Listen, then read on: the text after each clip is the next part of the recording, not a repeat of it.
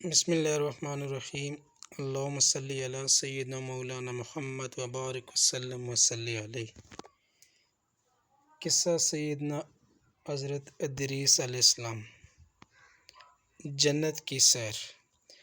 حضرت ادریس علیہ السلام اللہ تعالیٰ کے نبی ہے۔ ان کے لیے قرآن مجید میں اللہ تعالیٰ کا ارشاد ہے، اور کتاب میں ادریس کو یاد کرو، وہ صدیق تھا، غیب کی خبریں دیتا، اور ہم نے اسے بلند مقام کی طرف اٹھایا۔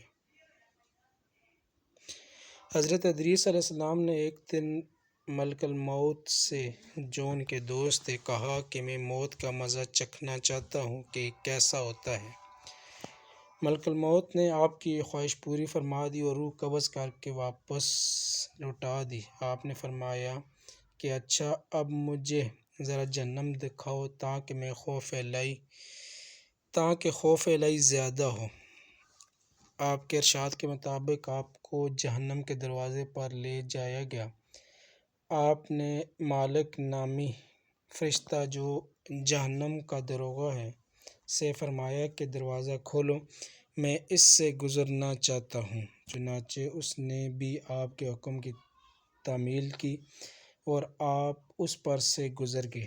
پھر آپ نے فرشتے سے کہا کہ اب مجھے جنت کی سیر کرواؤ، اور آپ کو جنت کے دروازے پر لے گئے۔ وہ آپ کو جنت کے دروازے پر لے گئے۔ آپ نے رضوان نامی فرشتہ جو جنت کا داروغہ ہے سے فرمایا، جنت کے دروازے کھولو۔ جنت کے دروازے آپ کے لیے کھول دیے گئے۔ آپ جنت میں تشریف لے گئے اور جنت کی سیر کرتے رہے۔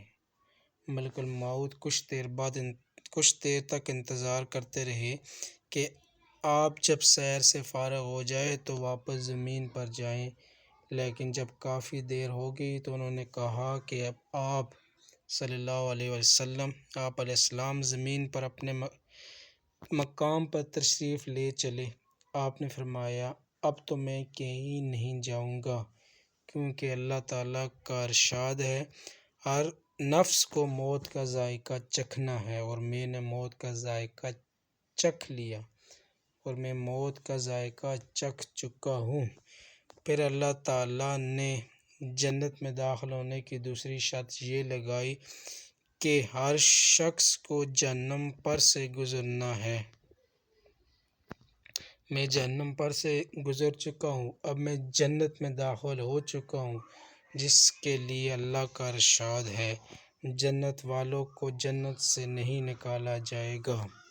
اللہ تعالیٰ کے حکم کے مطابق مجھے یہاں سے نہیں نکالا جا سکتا۔ حضرت ادریس علیہ السلام کے اس کلام کے بعد اللہ تعالیٰ نے ملک موت سے فرمایا، اے عزرائیل، میرے بندے ادریس نے سب کام میری مرضی سے کیے ہیں، انہیں یہاں ہی رہنے دو۔ حضرت ادریس علیہ السلام اب بھی تک آسمانوں پر زندہ ہیں۔